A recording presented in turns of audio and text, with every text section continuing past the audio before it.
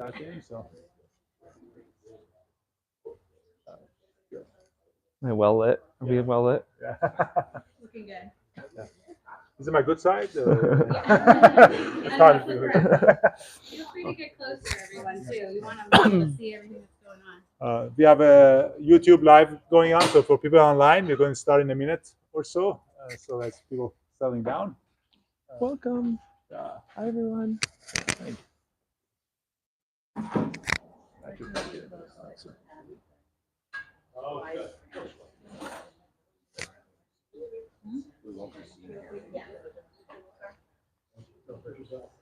Yeah.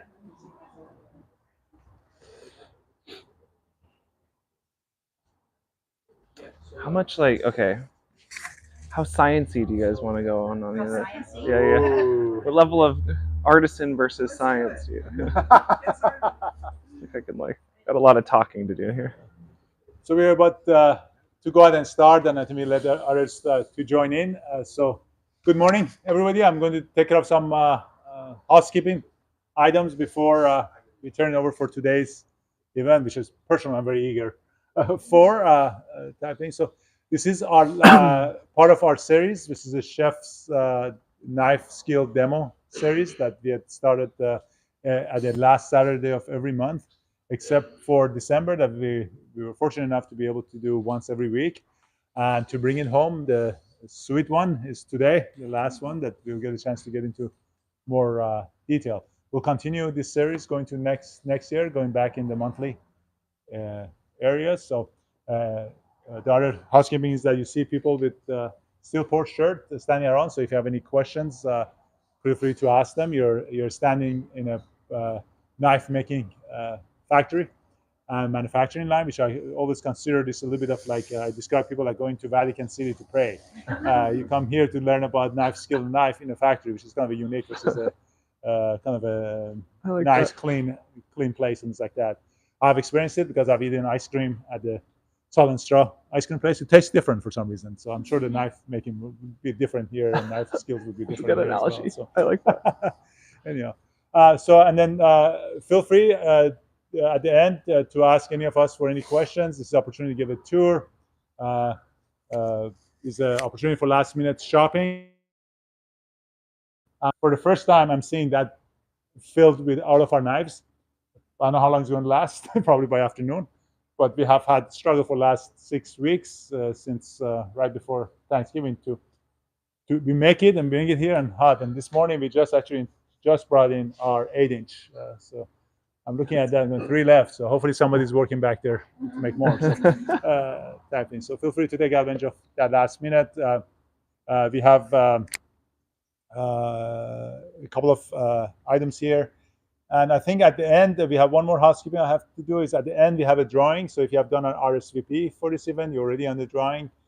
If not, it's not too late. I will go ahead and there should be a couple of these around. Feel free to scan the QR code, and I think it asks you for review. And let Emma know and things like that. So typing. So yeah, take care of all the housekeeping stuff, I think. Yeah. There will be some samples at the end. Just hold on to your spoons because we don't have that many. All right, that's a very important aspect. So good. All right, without further ado, so today we have a especially exciting one. So for a couple of reasons. One is we are fortunate enough to have Tyler Malek, who is the founder and chief ice cream maker. Sure. I, know, so I like that. Yeah. I'll take that. Let's go with that. So, here, at top of that, in a few minutes, about 15 or 20 minutes, we'll have Ian Williams from Deadstock. If you're familiar with the coffee, that's a wonderful thing being in Portland. You invite one person, so we got Tyler hooked, and we asked Tyler, so what day works for you? He goes, I don't know, I'm all over the country. December 20th, I know I have to be there because I have a family. And then this morning he tells me he's flying to Vegas tomorrow. So it's like Not for fun, don't worry. For work. Yeah. For work. It's like, oh, even there's no safe places like that. But the Portland part of it is that Ian looked at our schedule and goes, my bud Tyler is coming. I'm coming. I'm going to pour some coffee and make some mean avocados. So he set up his run over to take care of some stuff and bring some more things back. So You guys are up for some amazing treats. So after we introduce, and we turn over to Tyler to do some knife demos and describe knife making. We will have Ian to join as well and have a little bit of a fun end of the year kind of a question and answers type thing. Just kind of reminder, this is informal. This is an opportunity to have a one-on-one, so feel free to ask questions and just let Tyler know where he wants to go. But before I turn it over to Tyler, let me do a quick introduction. Most of you guys know him, but kind of I learned some new stuff. Tyler's a Northwest boy. He grew up in Seattle area, and the thing I learned that I didn't know about, that he actually studied Mandarin and moved to China, thinking about kind of expanding the business side and things like that, and then moving back, death in the family, the stepfather kind of shook. Everybody has that moment in their lives, and certainly, and then Tyler had that one that kind of said, what is important in life, and then bringing community together. That was kind of really touched me and some of my values, and I know Ian's values around being a community. Probably making say, what does it take to bring value together? And then decided back into food, go back to culinary school. That's how we got Tyler to come to Portland. It was our old culinary school. Studied there, and as he describes it, dropped out. It's like another Mark Zuckerberg, dropping out and becoming successful. And then some of you know the CEO of Southern Straw, which is Tyler's cousin Kim, which is another great character. It was fun. Too bad we couldn't get her here. That would have been really fun. Yeah. She doesn't cook, don't worry. Yeah. She was tough. And she just happened to be here being VP of Starbucks, and a combined effort to bring and the Starbucks idea of a third place coming back. And when I was talking to Tyler on what's important in Salt & Straw, why does he have to go and train individually, personally, every store, is the description that I'm getting from Salt & Straw from Tyler is around that personal connection, that when you go in there and you're actually sampling the food, that's a place that you have to put your phone down and you have to interact with people. A lot of you are old foodies, so you get the value of going back to biblical term of breaking bread. Personally, I feel very close to Salt & Straw and Tyler. My last company that started was Finex, which is behind some of you guys, there in 2012. I remember part of my first demo in 2014 was at Williams-Sonoma, and that was about the time that Tyler and Kim were doing the first demos there. So they were doing the front and back, and that was our first meeting. And I remember clearly, we've forgotten it. We were going there and saying, hey, it's my first time. What advice do you have? And I remember the look on their face. Go, we don't know. It's our first demo too. I blacked that out. Yeah. Too daunting. So long time from that, but one thing I'm very proud of, Tyler, from you and Kim, is that I remember that energy that you guys had 2014. I see the same energy and passion going on. So, given that, let me turn it over to the person, the stuff, and feel free to step in a little bit. Yeah, and come it's on, easier fill for it in. Tyler You'll have for to, screaming. So. I don't, no open flames, so you're safe for the most part. Welcome. This is fun to be doing a demo and right around the holidays is really fun for me because this is where I started learning to cook. It was with my grandma. She lived in Conrad, Montana, if anyone knows. So I'd go there every holiday season, and she's the one that taught me how to cook. And so she was like that old school. She'd make 25 different types of cookies, and there'd be a table full of cookies. And for some reason, out of 23 grandchildren, I was the only one that was in there with her in the kitchen, day in, day out. Literally, like we'd be there till 10 p.m. cooking from the age of 6 on. This is the first recipe I personally learned. It's her almond brittle recipe, and to this day, I think there's probably 6 to 10 recipes in that, that from that era that I'm just in love with. So if anyone wants to talk about holiday cookies, this is like my life passion in some way. But almond brittle became this famous one for me. When Kim and I started our company together, we knew we had to use Grandma Malek's almond brittle, and I didn't remember. I hadn't been cooking for 10 years plus, and so I couldn't remember the recipe. And I remember calling Grandma Malek, I was like, Grandma, can you give me that recipe? Like, we're gonna start an ice cream company. I think this is gonna be one of the first ice creams we want to make. And she's the most curmudgeon old like Montana grandma. She's like, no, why? And then I finally, I was like, spent, 15 minutes just like quizzing her, and lo and behold, she didn't actually have a recipe. She's just like, I was like, okay, so when you pour it in, about how full is the pot? And she's like, oh, I guess about this full, so and what texture do you look for? Oh, I guess I look for this. So she never used a thermometer. She never measured, weighed anything. We do it a little bit different now. And I think a year later, I was like, Grandma, this is the most popular ice cream we've ever made, almond brittle ice cream. And she's like, well, you didn't double that recipe, did you? And I was like, she's like, you can't make big batches. I was like, oh, we're doing more than double. So this is Grandma Malik's size of batch. That being said, we make it in big copper pots now in our kitchen in Southeast Portland here. But it's pretty simple candy making, so it's also kind of fun because it's actually, this is a foundation recipe that then we use all the time for kind of a hard crack candy or butter brittle. Actually, lo and behold, I thought I grabbed almonds as I was leaving my test kitchen, and I've got Oregon hazelnut. So we're going to make hazelnut brittle. I figured also that kind of speaks to how nimble this recipe is. So we've added, in this recipe, we obviously I use slivered almonds as my go-to. That's what my grandma used. But also we've used popcorn to make popcorn brittle, peanuts, popcorn and peanuts to make Cracker Jack brittle. Like, you can just literally whatever you can think of. My favorite actually with this recipe, we take oil cured olives and dry them out, dehydrate them, and then chop them into a powder and fold it in. And so make an olive brittle that we put in a goat cheese ice cream. So just the point is, it's a really simple recipe that you can fold just about anything into. You can infuse your butter in advance if you want. In that case, I infuse the butter in the olive pits before we pour it in. There's a lot of different ways to integrate flavor, but this is going to be a little bit more traditional. So with that said, I'm going to get this started so we can get the heat going. Has anyone made candy before? Anyone can't, good, cool. Okay, so the foundation for almost all caramels and candies is probably a ratio of an invert sugar and cane sugar.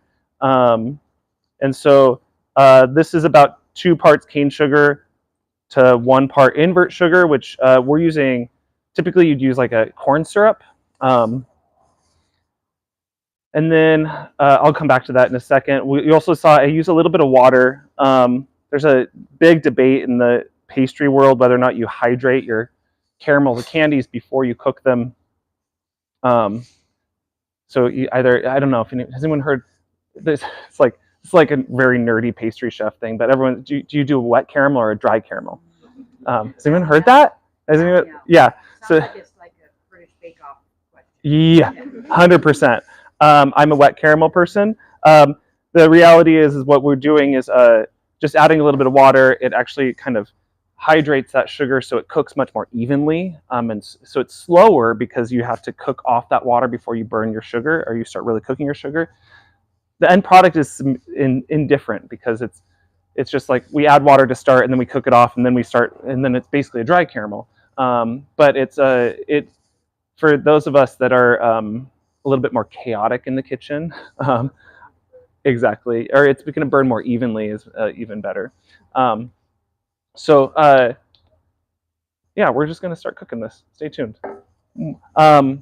The invert sugar is that's a technical term for basically a sugar.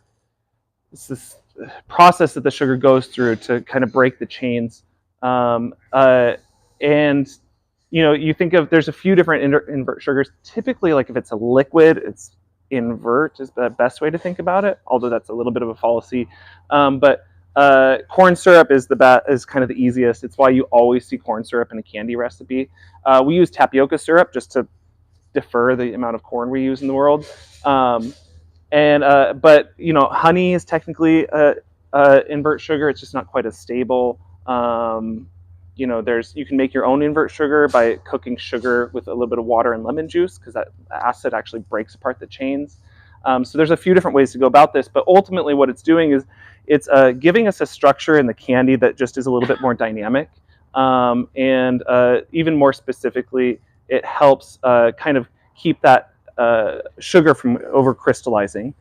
So you're less likely to kind of get that crystallization in the sugar, which I've never made this on.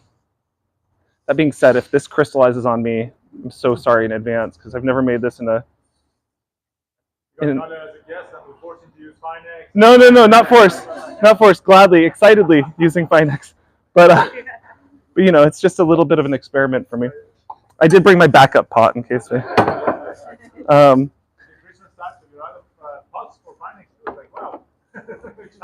Yeah. Yeah. So if you can kind of get a glimpse here, this is just sugar syrup at this point, and it's going to boil together. And this is where the fear of, I don't know if anyone's made candy. There's especially when you first start making candy, you always sit over it with a wet brush. There's always a fear of sugar crystals climbing up the sides of your pot. And what happens is those crystals will climb up the side, and then they become seeds for your caramels or your candies to eventually then grab onto that crystallized sugar, and then it basically seeds the rest of your candy. And that's probably the biggest, by using a little bit of invert sugar, we kind of deter that, but also, it's going to happen if you get too much sugar crystals. I learned really, really early on, this is actually in pastry school, they were like, just don't ever use the brush. Just, especially if you're using doing a wet caramel, this is the beauty of adding that water in the first place. We can cover it, and the water is going to come up the sides and wick the sides. Again, going through this candy making process, and the reason I talked so much about this is because you can apply this to any candy, any caramel that you make. So caramel making, we've got a great caramel recipe in the book too. But basically, you can stir it all you want. You can get sugar up on the sides all you want in that first phase. And we're kind of going to cook it till it's about a simple syrup is what I was looking for, and then cover it. And after you cover it, don't shake it, don't move it too much. It's not nearly as finicky as most people fear it is, but it's best practice not to kind of move it around or jostle it too much yet. We will do a lot of jostling soon. And so all I'm going to do is I leave it covered for about a minute, 1 to 2 minutes, and again, just get that kind of that steam to wick away. So again, it'll add a little bit of time to the cooking because we're actually incorporating that water back in. But if you were to get a good glimpse here, you can see that those sugar crystals are mostly either hydrated or they've kind of wicked themselves off. Sorry, is that kind of, yeah. I think everyone I talk to, there's this, like I said, an inherent fear of making candies and caramels. Even on Great British Bake Off, oh my God. Yeah, they always struggle. I'm like, you guys, it's so much easier. And now I'm saying that, and I will say I crystallize, I would say 1 out of 100 batches I do in small batches I crystallize. Once you get to big batches, it's almost like infallible. So that's also, I get a little lazy with my small batches. So sorry in advance if I mess this up. Well, like British, Bake Off, you're not using all your own equipment, which I think takes them sometimes. Yeah, it helps. Yeah, that hurts. Yeah. That being said, this is my induction burner. So no, I know, just joking. Yeah, no, induction is nice to cook caramel on too. I will say, just it's like a really even, steady heat, so that helps too. But I do, I will also kind of trying to get some of that heat to cook it a little bit more evenly. For this, there's since we're going to make a brittle, we are actually going to stir it quite a bit. So it's not like I need to let's see, I'm trying to think of how to go about this.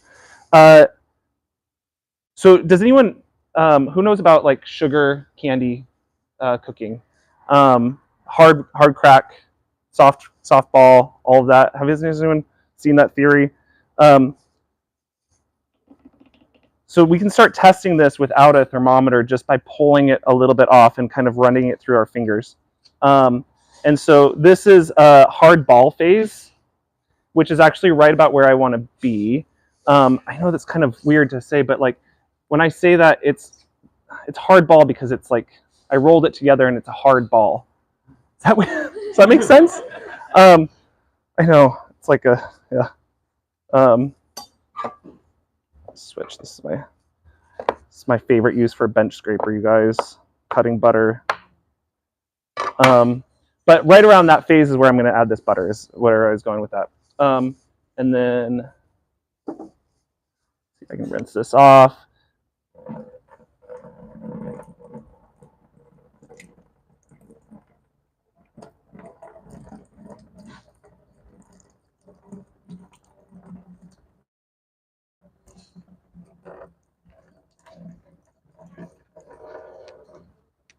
Again, I just, you know, since I started using this, there was sugar on it. I just don't want those crystals to kind of seed anything on me.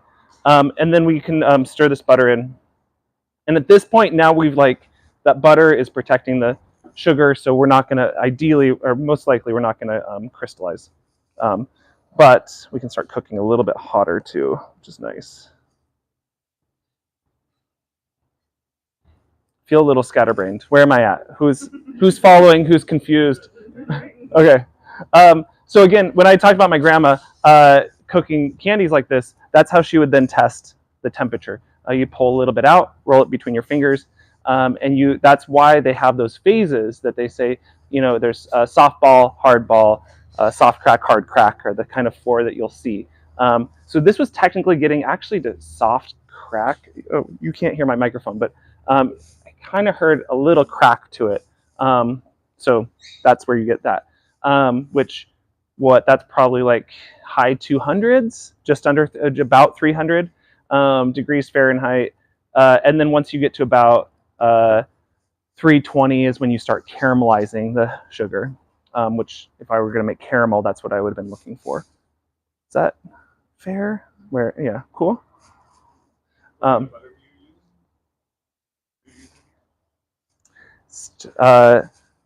Provista, their house brand. No, it's just an unsalted, kind of simple butter.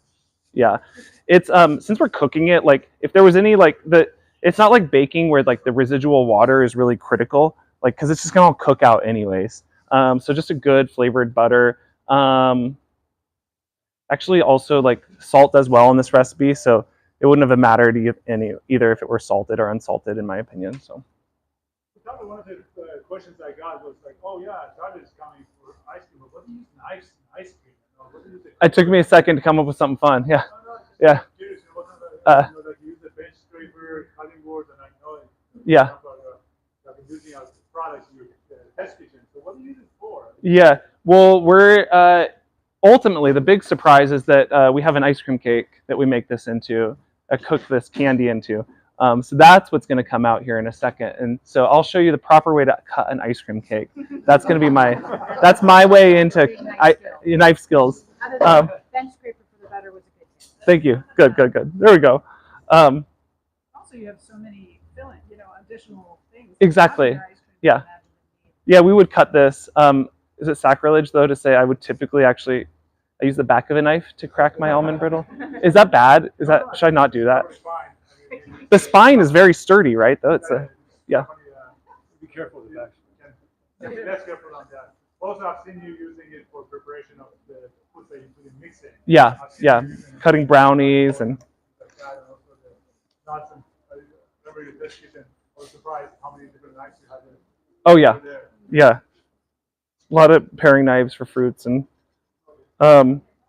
Okay, so this is again. I could keep testing it by hand, but again, like we'll use our thermometer at this point.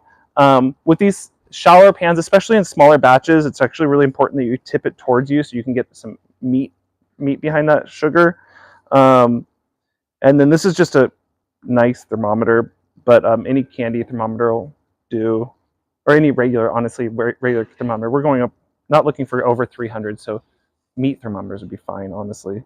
But I want to bring it to like 290 to 298 somewhere, and we're at 255. So we're going to just let it keep cooking for a bit. Any other what questions you guys have so far as I stall? I've got a 15 out of 20 on the induction. Mostly because I don't want to pop the fuse. If I knew, I would probably run it like 18 and just cook it a little bit faster. It doesn't really make that big a difference. Yeah, especially since at this point you can stir it freely.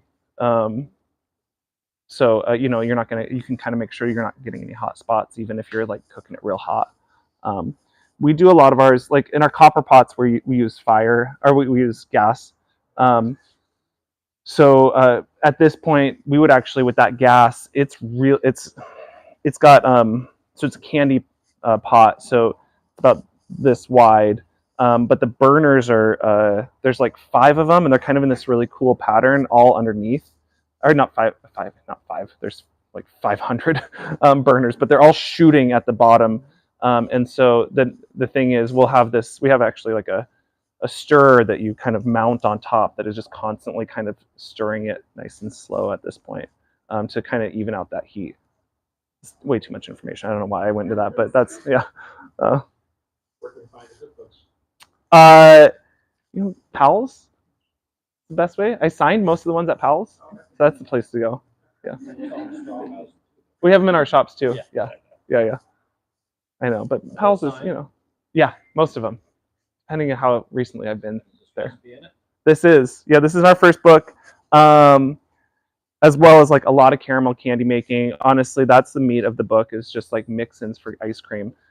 So talking about like, our brownie recipe in there, for example, was designed to go in ice cream, which is very, very different from, if you were to eat it at room temperature, right? Like that was kind of the biggest realization when I started making ice cream, is like everything that you put in your ice cream needs to be cooked at different temperatures. You need to leave, sometimes it's important to have extra residual water in it versus not, et cetera, et cetera. So it's kind of, just like the science behind it and how things will freeze has been my life goal, like one of my life passion. So in this case, I technically, for almond brittle that I'm going to put in ice cream, typically I cook it just a little bit lighter, or I don't go quite as far, just because I find it doesn't, it tends to kind of melt in your mouth a little bit faster.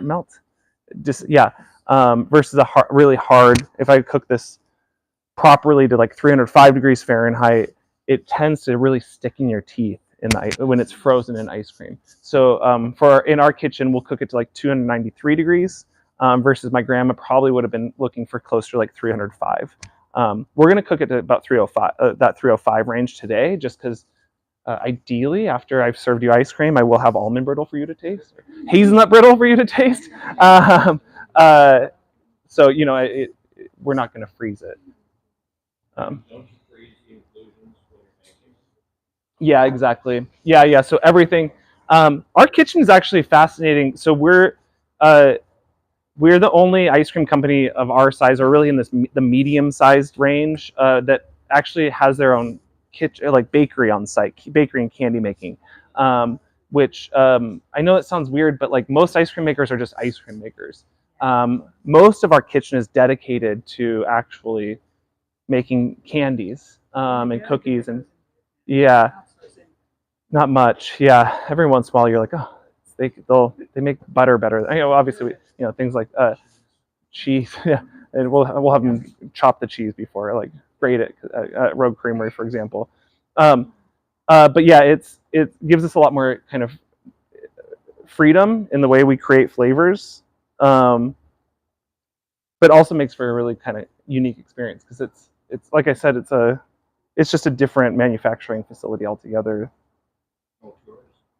No, we actually designed a space to do tours out of, and we were just getting ready when COVID hit, and then and we had a second kitchen in LA when that happened, and in COVID we consolidated the kitchens, and now we just drive everything down so everything's made here in Portland proudly instead of Portland and LA, but we drive it down, which is. How big is the space? We've got a whole block right across from Olympia Provisions on 2nd Avenue, right under the Burnside Bridge. Yeah, we had graffiti. We had our whole building graffitied. So if you see more ice cream themed graffiti on a building, that's ours. We don't really tell anyone though, too, because we don't like. We used to have more signage, and then people would come up and they're like, "Can we buy ice cream?" We're like, "No, you cannot buy ice cream." How about just the mistakes? Yeah, you could smell the baker. So okay, this is about to temp. So I'm just going to turn the temp down a little bit, but I don't want to lose too much of my heat. there's three things that go in at this point. So the butter has been cooked in. You can see it start to, it caramelized a little bit. Most of this browning is actually from the butter browning in there. That's why I love to call it butter brittle, because it's just got so much flavor.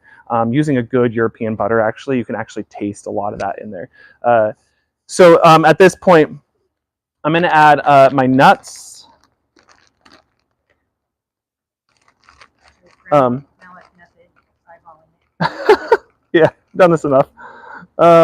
Honestly, that being said, the nuts, there's no science here. You know, it's just put as much as you want in there. Don't overdo it.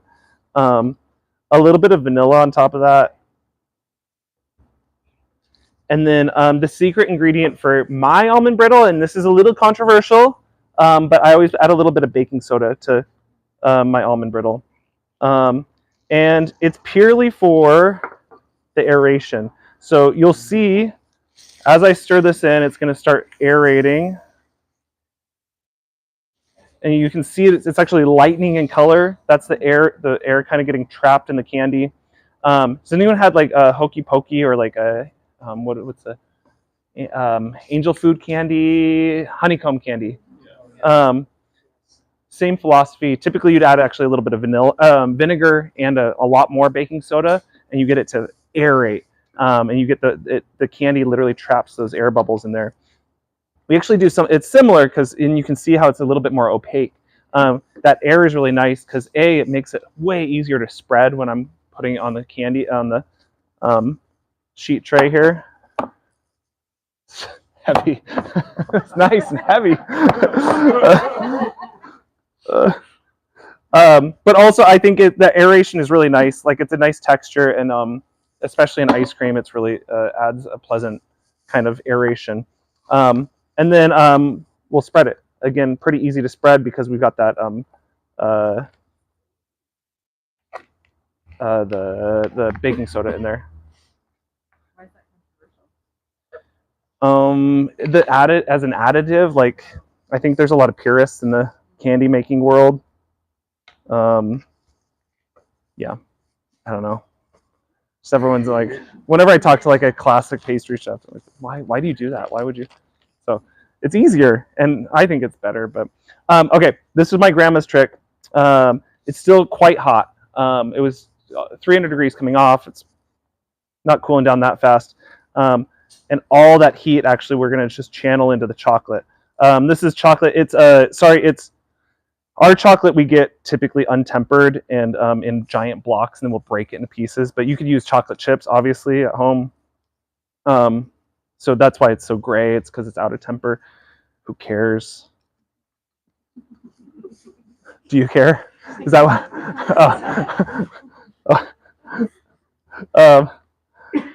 No, I find when it's out of temper, actually, it's nicer because it's you don't get quite the glossiness out of it, but untempered chocolate releases flavor a lot faster.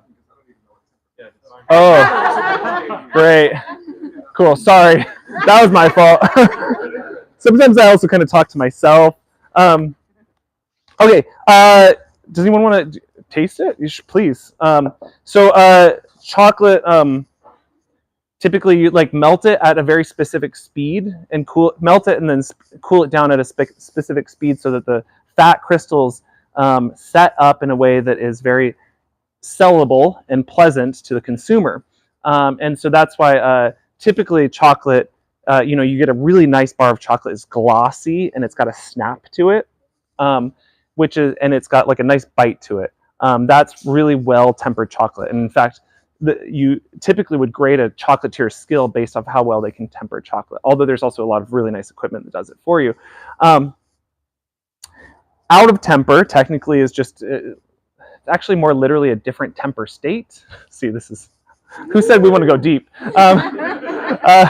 Is a different tempered state where actually the often the fat looks like it's bloomed a little bit more, so you get this kind of this opaque whiteness to it, and it doesn't have like that bite and that chew. But typically when it's in that different temper state, it also means it's melting your mouth at a cooler temperature. Sorry, it's doing the inverse. At a lower temperature is what I should be saying. So it's melting in your mouth faster. Also, you can hear, like you've heard the melts in your mouth, not in your hand. This melts in your hand and in your mouth. So there's positives and negatives to that, but basically the reality is the positive. I don't know if it's not melting in my hand, but maybe it's because it's winter. The positive to that is that it releases the flavor a lot faster, in my opinion. And especially in ice cream, we almost always use chocolate at this different temper state because we're fighting against frozen products. So if you're eating chocolate when it's frozen, chocolate chips that are properly tempered are actually going to be really waxy.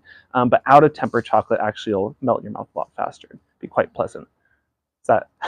Was that nice? Yeah. Can you pass the chocolate this way? Let me add the spoon to it. So, thank you. And Okay. behind you here, Tyler, and give you a little bit of a room to do that. And I'm going to use. So Tyler's going to continue making this go through the process, but we have a lot planned for today, so we're going to leverage at top of each other. Yeah. So I'm going to use this opportunity to also introduce another great local person we have, which is Ian Williams from Dead Stock Coffee that you might be familiar with. Ian, yeah, okay.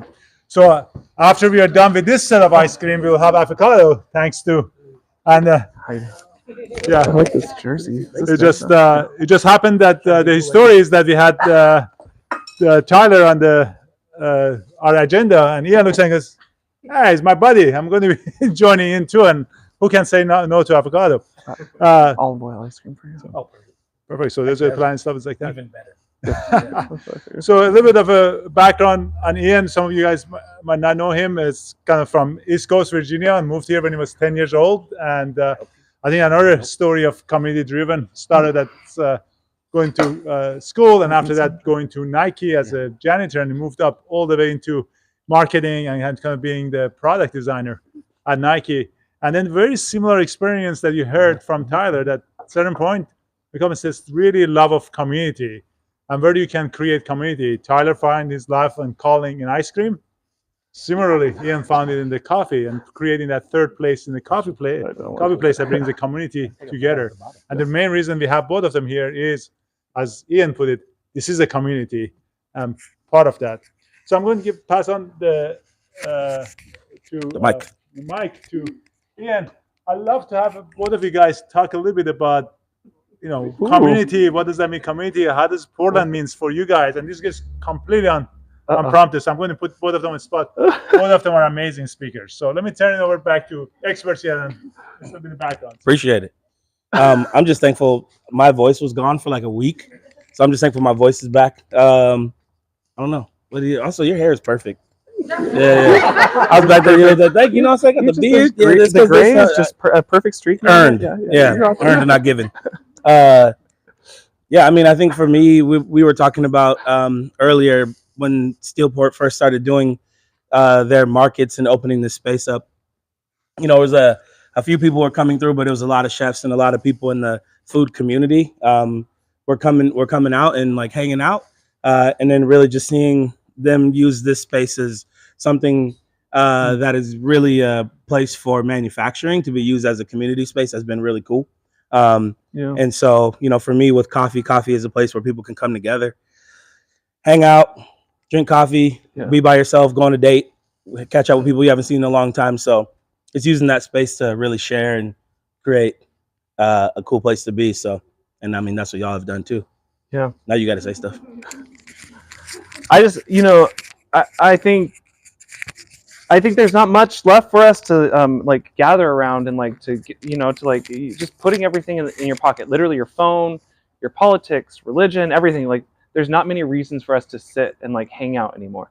And all of us are doing that literally right now, which is cool. You do that at Deadstock, and not only do you do that, but you're whenever I go there, the first thing I go, I'm a very introverted person. I still walk up to people. I'm like, what is that drink? Which one is that? Oh, which one did you? And they're talking about they're testing a new drink out on me. You're like, oh, cool. It's that's the sensation that we wanted to bring to Salt and Straw as well. And honestly, we've been doing a lot of soul searching, especially in the last 5 years,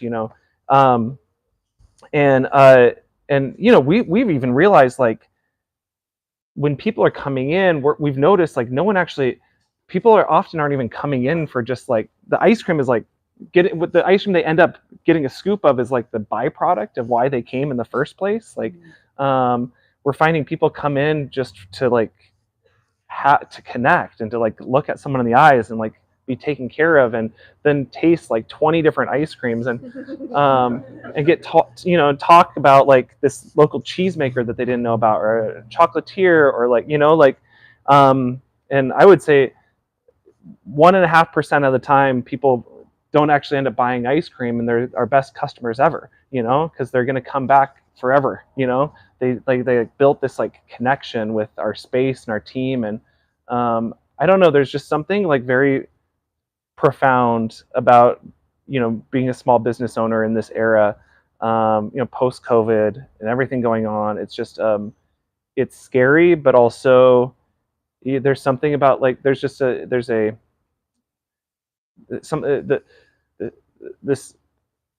duty that's been thrust upon us is important, and what we're doing here, just being together, is important. Yeah, thank you for joining, and thank you for, like, just entertaining us by letting us talk. This is oddly, in a weird way, like, this is what we really get off on. So really helpful Yeah. you guys. So in the middle of everybody's weekend, this is my cutting demo. I get to finally use a knife. I'm just here. Don't go anywhere, but Can I teach you? Do you want? yeah. Okay. Okay.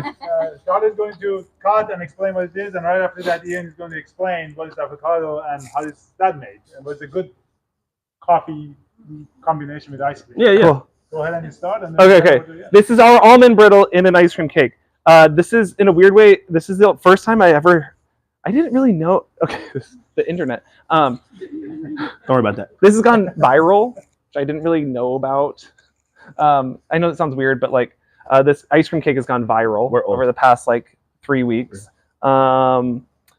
People have been, with multi-million followers, have been talking about it, and we're getting calls, like, literally off the hook on the phones looking for this. So this is one of the last ones I took from our R&D kitchen. We were laughing because I was like, oh, we took a sample out of it right here, but that was just in our test kitchen, so don't worry, very sterile. But these ice cream cakes, we're just in love with this idea of, like, using ice cream as a way to, like, have a party, and so for cutting it, I think the crazy thing is, like, we wanted to almost have this, like, I don't know, like, remember Schwann's, or, like, anyone, like, the ice cream cake? Wow. Yeah, you, like, tear off the sides and you unveil it, and then you have to eat it. And there's something very, like, temporal about that. So serving ice cream in the slice form is, like, just my new obsession. The first thing I like to do this, and we're breaking down an ice cream cake is the best way to think about this. The problem with an ice cream cake made by Salt and Straw is that it weighs about 6 pounds. And it's the densest ice cream you could ever dream. Literally, we went to long depths to make very dense, creamy ice cream, meaning it's hard to cut through. Could knives help? But the trick is, you can see the layering on this cross section that I think is just really quite beautiful. And then with the knives, it's easier to break this into sections. So at this point, I'll cut it in half, and then I'll cut it into quarters. And now it's going to be significantly easier to cut into and distribute, or to. What is the base cake? We do an almond flour cake.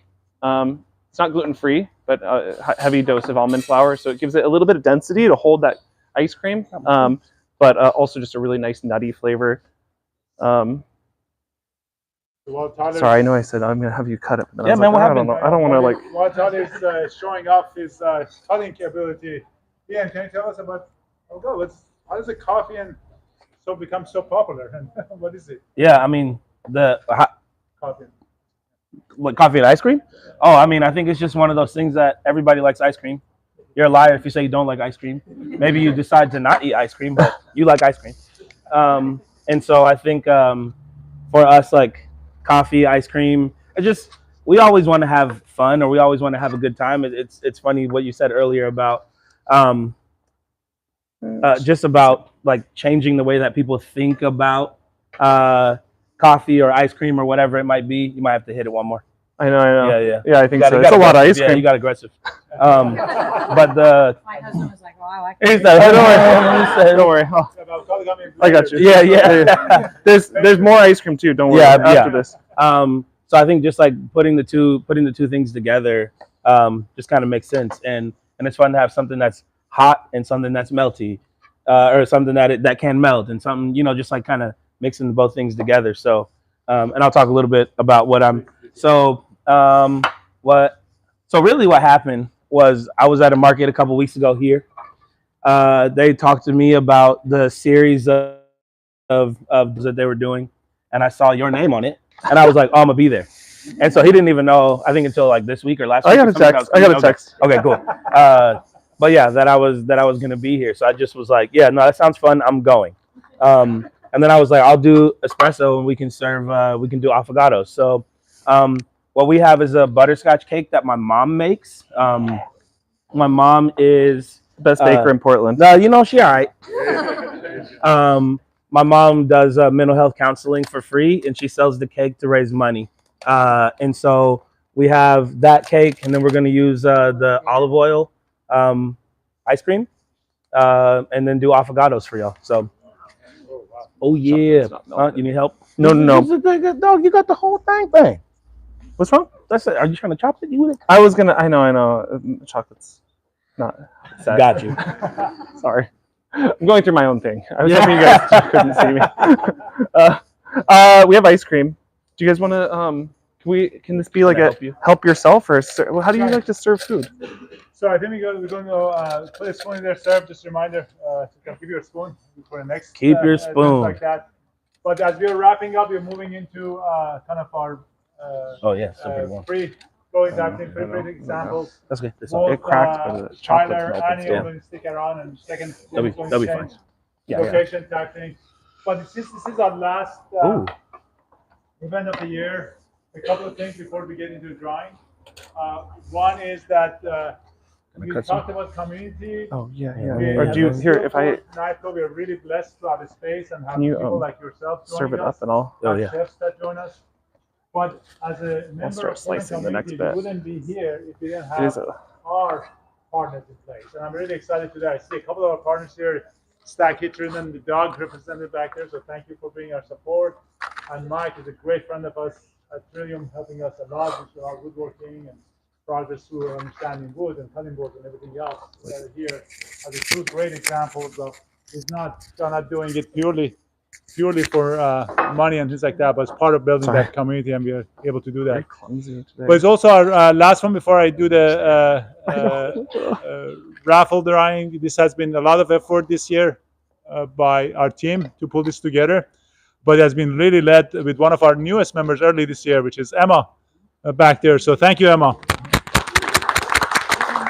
So it takes a lot of work to pull these things together, and week after week, and month after month coming in. So we're going to next year.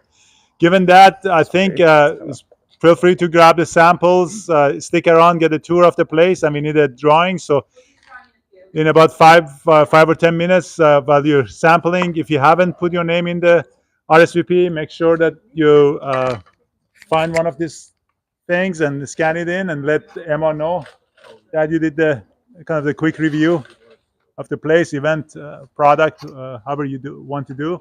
So we do that in 5 or 10 minutes, and we just withdraw and give a price on that. Ian will sample, and as a reminder, Ian also has coffee, dead stock coffee here for sale. So we forced him to go and get some to bring it back. Find the stock locations and go and find it. The newest one is in Beaverton, downtown Beaverton. Here is really busy down there. I've been a downtown location fan, so I have to get it in Beaverton a little bit inside there. So again, thank you, Tyler. Thank you, Ian. Thank you, guys. I think there's more spoons back on my table. I know. as well. Sorry, we were pretty short on spoons. Yes, please. We might have. Those might be the ones No, we they're- stole. Oh yeah. There are more. Thank you. Good call. Do you want to start making coffee and I'll finish it? Or Wait, do you kick want me me to out? come? No. No, I've got ice cream to scoop too. Oh, yeah. He just kicked me right out of here. Oh, thank you. 5 minutes. Okay, that's perfect. How are you? I'm good. How are you? No, I wanted to. So good to I really see wanted you. coffee, so I was like, maybe, do you want to start going make coffee? I'll go help him. Okay. Hello. There we go. Oh, good. Tyler, my mom and stepfather used to make that. You okay? No way. Yeah. And since the chocolate was on it, what they do is don't put the entire cookie sheet down there and snow. To harden it. Yeah. That's how they did it. I've never heard of that. That's a good idea. I know. You can. Yeah. I tried to break it up, and the chocolate hasn't cooled back down yet. So you're okay with a melted chocolate. Absolutely. You see, I was like, I tried to, and I was like, oh, then I got chocolate all over my shirt. Yeah. Thank you. That was Yeah. fun. Here, let me just. I heard Oh, the crack. Well, that's There's- kind of big. I know. Well, I've got a knife here. Hey, there you go. So like, did I do the almond toffee justice for them? There you go. Yeah. The other thing they do is just drop in the tray, Yeah. break it, Yeah. hit it with a mallet or something. That's what we do. Yeah, that's what we do in our kitchen. Especially, we don't coat it in chocolate for the ice cream, because then we'll make the chocolate separate in that ganache. And so It's so fascinating when they can get both sides with melted chocolate. oh yeah, The double layer. yeah. It's really good. That's a challenge. This is so fun. Oh, it's kind of a small piece. It was an edge Before piece. lunch. I know. Yep. I love that. We always joke about that though, because we're like, oh, if we opened out there, like, would we do we really need freezers in the winter? You just kind of like, or ironically, like our freezer for the ice cream would be warmer than outside in some places, because we don't want it to get too cold, or else you can't scoop it. Oh, I'm sorry. What is it? You're fine. Yeah. No. We only wanted it at 5 degrees. Oh yeah. Yeah. It's hard because like I was saying that here, let me see if I can get a little bit of. There it is. Just a little bit sacrilege to be cutting brittle, Yeah. but that at least kind of gives some. Don't get too often. Here, Do you make your own pup cups? Yeah. Yeah. Yeah.